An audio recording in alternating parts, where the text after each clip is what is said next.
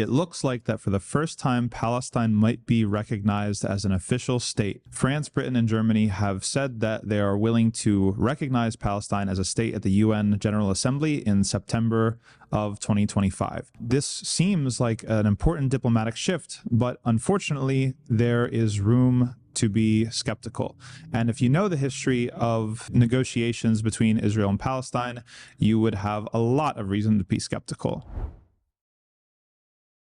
For decades and decades, things like the two-state solution and the so-called peace process have been used to simply delay Palestinian statehood and autonomy and liberation in order to allow the occupation to continue doing what it does, which is to seize land, especially in the West Bank, to kill and murder people, especially in the Gaza Strip, and in general to displace and to genocide the people of Palestine. In fact, when it comes to the Oslo Accords were signed in 1993.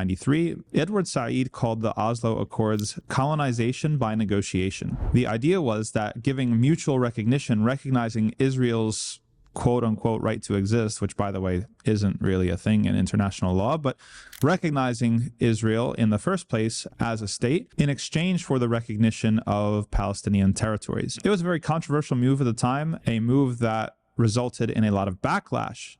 And I think that in 2025, looking back, we can say that, yeah, it might not have been the best move. That the de facto situation was that even though it seemed like Palestine was starting to get some autonomy or some recognition, the reality was that Edward Said was right, that the way in which the Oslo Accords took place and every other negotiation since was it created a status quo where Israel was allowed to militarize and to cut up the West Bank especially and to continue to chip away, allowing illegal settlements and then enabling the recognition of those settlements in order to pen Palestinians on smaller and smaller and smaller pieces of land, disconnect them more and more, militarize more and more of the space, and essentially make life so difficult that people are willing to leave. And in addition to that, if anybody was against this process, it was really difficult to challenge it because people will just say, oh, well, you don't like the peace process? Like, what else do you want? You want them to go to war? You want them to fight? This is the peace process. Are you against peace? So rhetorically, it was very, very difficult to come and stand up and say, this is not fair. This is actually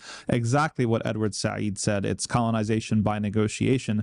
You guys are saying that this is a peace process, but in reality, this is a process of displacement and further colonial settlement. And if you dig a little bit deeper into the fine details of this promise by France, Britain, and Canada, there's a lot of reason to be skeptical. France said, for example, that what they're going to recognize is an unmilitarized Palestine. Do you know of a single nation in the world that doesn't have a military or that's not allowed to have a military in order to defend itself? It doesn't really make sense. The Canadian PM said that he would support a pro-Zionist Palestinian state. A Zionist, if you will, Palestinian state that recognizes the right of Israel to exist, not just to exist, but to prosper and not live in fear. And when we had previously Dr. Enes Tikriti on one of our programs, he said exactly this point. A state? Well, what type of state? If you push the evildoers to the negotiation table, they're going to attempt to give you the most useless state imaginable, a state like Egypt, a state like Jordan, a Zionist Palestinian state that's going to just do everything that Israel wants it to do. Think a glorified version of the Palestinian Authority under Mahmoud Abbas. And what would happen then is a similar thing that happened with the Oslo Accords. If you try to point out the unjust nature of this agreement or this arrangement, oh, you're against the two-state solution, you're against